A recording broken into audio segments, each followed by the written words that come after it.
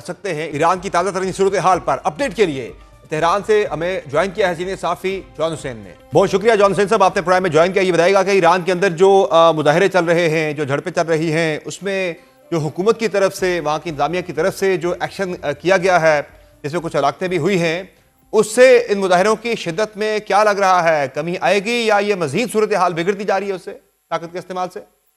जी, बहुत बहुत शुक्रिया समर साहब इस सवाल के लिए। पहले तो मैं क्लेरिफाई करना चाहूंगा क्योंकि सोशल मीडिया के ऊपर काफी सारा जो है वो वीडियोस, काफी सारे मैसेजेस चल रहे हैं और most of it I would say is manipulated. और जाहिर सी बात है, प्रोटेस्ट हो रहे हैं, इसमें कोई शक नहीं है। ऑर्गेनिकली ये प्रोटेस्ट शुरू हुए थे बाजार बुजुर्ग में, तेहरान में। और ऑब्वियसली ऐसा नहीं है कि लोगों को मसाइल नहीं है, लोगों को इश्यूज नहीं है, लेकिन जो इसकी एम्पलीफिकेशन की गई है, जो इसको बढ़ा चढ़ा के दिखाया गया है, जिस तरीके से एआई और जिस तरीके से ऑडियो वीडियो दोनों में मैनिपुलेशन हुई है, वो एक चीज है जो स्पॉटलाइट में डाल रही है ईरान को।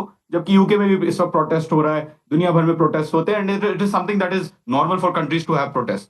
यहाँ तक, यहाँ पे एक बात भी समझने की जरूरत है कि गवर्नमेंट ने भी इन प्रोटेस्ट को कवर किया है और काफी इफेक्टिवली कवर किया है। At the same time in protesters के साथ जो इन्फिल्ट्रेटर्स हैं, जो लोग वायलेंट, इसको वायलेंट पोजिशन में लेके जाना चाहते हैं, वो लोग भी इसको कोशिश कर रहे थे कि किसी तरीके से बढ़ाएं। जब ये कामयाबी कलेक्टिवली नहीं हो पाई तो स्पोरेडिक ग्रुप्स ने, अलग अलग जुदा ग्रुप्स ने अटैक्स करना शुरू किए डिफरेंट जगहों के ऊपर।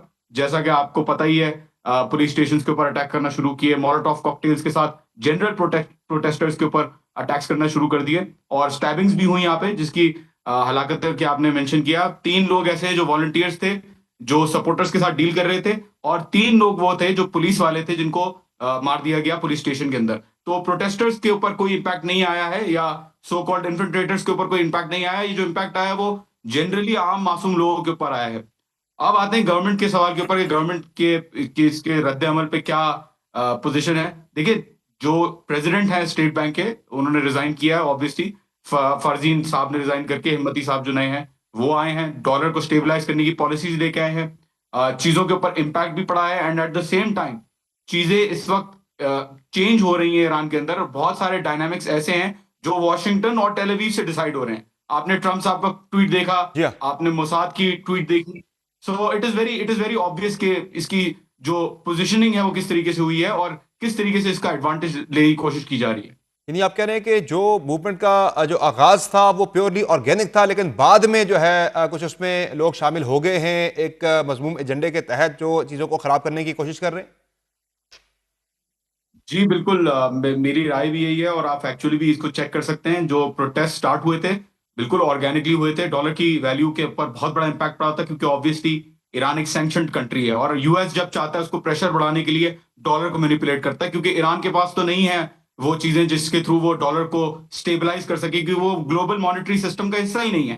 तो ऑब्वियसली जो ऑर्गेनिक प्रोटेस्ट था, जो शुरू हुआ था जब नेतन्याहू साहब वॉशिंगटन में थे, उसको प्रोटेस्ट को बढ़ाया गया, उसको आग लगाई गई, उस किसी तरीके से टर्न करें। बट आज भी जुम्मे की नमाज के बाद लोग तेहरान के अंदर, हमदान के अंदर बाहर आए हैं against the protesters. Counter protest आप कह सकते हैं कि स्टार्ट हुए हैं प्रोटेस्टर्स के खिलाफ, क्योंकि ऑब्वियसली जो मोसाद की इंटेलिजेंस जो वर्किंग है ईरान के अंदर, वो काफी जोरों शोर से वो दिखा रहे हैं। बट काफी लोगों ने इन्फिल्ट्रेटर्स को बाकायदा पकड़ के साइड पे भी किया है, बाहर भी भगाया है, ये जो जो कौन है मोसाद की तरफ से काम कर इन्फिल्ट्रेटर्स? रहे ये कौन है थे। ये लोग?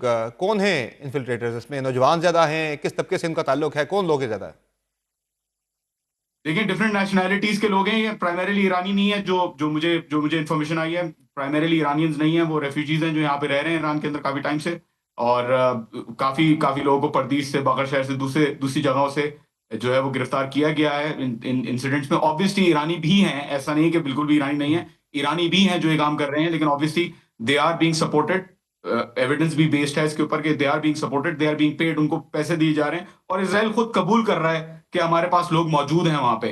तो एक्सटर्नली इसराइल अभी तक इतना नहीं है कि वो लेके आया हो, बल्कि जो लोकल ग्रीवियंसेस हैं लोगों की, या जो लोकल यूथ के अंदर जो ग्रीवियंसेस हैं, जो उनको मुख्तलिफ सोशल मीडिया चैनल्स के थ्रू प्रोपागेट करके, उनका सेंटिमेंट बना के, उनको बाकायदा तौर पे ट्रिगर करके, ट्रेन करके सामने लाके रखा गया है। तो जिस तरह आपने बात की कि आज जो प्रोटेस्ट हुए हैं उसमें मुकामी लोगों ने कुछ मुजाहिरीन के खिलाफ मुजाहरा किया, तो ये जो सदर डोनाल्ड ट्रंप का ट्वीट आना और जो रज़ा पहलवी के बेटे हैं उनका ट्वीट आना, इस तरह के जो फिर मोसाद का ट्वीट आना, ये चीज़ें जो हैं इन्होंने ईरानी हुकूमत को बेसिकली इनडायरेक्टली तो उनको फ़ायदा ही पहुंचाया ना, कि एक मुकामी सेंटीमेंट जो है एंटी अमेरिका, एंटी इसराइल, वो मजीद स्ट्रेंथन हुआ, और ये जो मुजाहिरीन हैं उनके खिलाफ क्या ये सारा मामला, उनका ट्वीट करना, डोनाल्ड ट्रंप का बयान देना। समर साहब बहुत अच्छा, बड़ा इंटरेस्टिंग आपने ऑब्जर्वेशन की और सवाल भी किया, थैंक यू फॉर दैट। देखिए बीच में बिजनेसमैन होते हैं जिनको दिखाना होता है आगे कि देखिए जी हम काम कर रहे हैं, देखिए जी यहाँ पे हमारे साथ लोग खड़े हुए हैं, आप जरा इशारा तो करें।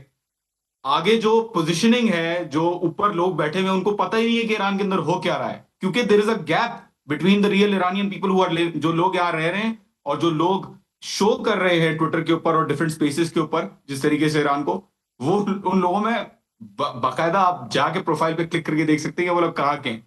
तो एक बहुत बड़ा गैप है, मिस इन्फॉर्मेशन है। ट्रंप साहब को भी ये पता चल जाएगा। Iran Iraq war, sorry, Iran Israel का जो एक्सपेरिमेंट था जंग का 12 दिन का, वो आपके सामने है कि किस तरीके से रिजीम चेंज की जहां तक बात आती है, अगर होना होता सो कॉल्ड रिजीम चेंज तो वो अभी तक हो चुका होता है। इससे ये प्रोटेस्ट तो कुछ भी नहीं है, ये तो इकोनॉमिक्स के ऊपर जो है वो आइसोलेट हुए हैं। इससे बड़े बड़े प्रोटेस्ट ईरान ने देखे, मैसा अमीनी का प्रोटेस्ट सोशल इशू के ऊपर बड़ा प्रोटेस्ट था, मान सकते कह सकते, बट ऑर्गेनिकली नहीं। ये प्रोटेस्ट जो अभी इकोनॉमिक प्रोटेस्ट स्टार्ट हुआ था, ये ऑर्गेनिकली आगे नहीं बढ़ा है, इसको मैन्युफैक्चर किया गया, और ये इसको बताने के लिए वो खुद सामने बैठे हुए कि हम जो है वो कर रहे हैं इसके ऊपर काम। तो मुझे इसके ऊपर तौजीह देने की आई डोंट थिंक यानी ज्यादा डोनाल्ड ट्रंप का और जरूरत है। बाकी जो लोग थे उनके बयानात आना, ये ईरानी हुकूमत के ज़रा फायदे में जाएगा। Yes absolutely. लोग देखें, वही होता है जब भी फॉरेन इंटरफेरेंस होती है एक मुल्क के अंदर, तो आम आवाम जो है वो कलेक्टिव, भले ऑपोजिशन में हो, भले ग्रीवियंसेस हो, ऐसा नहीं है ग्रीवियंसेस नहीं है लोगों को, ऑब्वियसली सैंक्शन मुल्क है, मुश्किल हो सकती है लोगों को, कि मुश्किल हो रही है, ऑब्वियसली हो रही है। बट जब भी फॉरेन इंटरफेरेंस एक सॉवरेन कंट्री के ऊपर या एक सॉवरेन नेशन के ऊपर जो 2500 साल से ज्यादा की जिसकी हिस्ट्री है, आप उसके ऊपर इंपोज करेंगे, तो आपको जो लिबरल तबका, जो प्रोग्रेसिव तबका, जो ऑपोजिशन बेस्ड तबका है, वो भी गवर्नमेंट के साथ खड़ा होता हुआ नजर आएगा। तो ऑब्वियसली इसका फायदा ईरान को ज्यादा होगा, इसराइल और यूएस को कम होगा, आई वुड से। और फाइनली ये जो काउंटर यहाँ पे हम देख रहे हैं फैसले आ रहे हैं, जिस तरह आपने कहा गवर्नर को हटा दिया गया, उन्होंने इस्तीफा दे दिया, नए गवर्नर को लगा दिया गया। कोपन स्कीम जो है उस पर भी बड़ी तनकीद होती है कि बार बार वही फार्मूले आजमाए जाते हैं कि जो पहले भी कामयाब साबित नहीं हो सके। तो उसमें भी आप कुछ देख रहे हैं कि मजीद रिफॉर्म्स आ रही हैं। और साहब मैं आपसे भी पूछना चाहूंगा, क्या मतलब क्या कर सकते हैं इस वक्त यहाँ पे एक सैंक्शन कंट्री में, या जहाँ आप स्विफ्ट बैंकिंग आपकी खत्म है, एलसी नहीं है, जहाँ पे ब्लैक मार्केट के ऊपर चीजें जो है वो सेल हो रही हैं। ऑब्वियसली प्रॉब्लम्स तो होंगे, और ऐसा नहीं है कि Iran is a perfect country, there are problems here, यहाँ पे मसाइल हैं।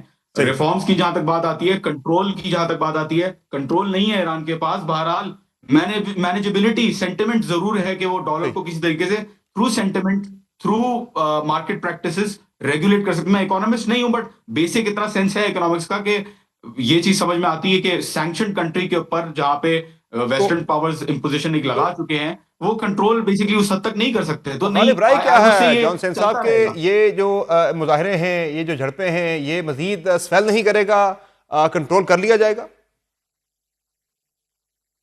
कंट्रोल की जहां तक बात आती है, अभी तक तो काफी सॉफ्ट रहा है ईरानी गवर्नमेंट का रिएक्शन। जितने भी लोगों की मौत हुई है वो सारे गवर्नमेंट के ही या तो वॉलंटियर्स थे या तो पुलिस वाले सही। थे। प्रोटेस्टर्स को कभी भी ओपनली अरेस्ट नहीं किया गया। शेलिंग शायद आपने देखी हो, एक जगह दो जगह शायद देखी हो, उसमें भी मतलब ये है कि किसी किसी एक सही। बंदे को भी अरेस्ट नहीं किया गया प्रोटेस्टर्स में से। हाँ, ठीक। टारगेटेड अरेस्ट जहां पे इन्फिल्ट्रेशन है वहां पे टारगेटेड अरेस्ट हुए हैं, ठीक है। लेकिन कहा नहीं जा सकता कि कंट्रोल के हद तक होगा, बिकॉज इन्फिल्ट्रेशन का स्केल अभी तक मालूम नहीं है ईरानियों को भी। ठीक।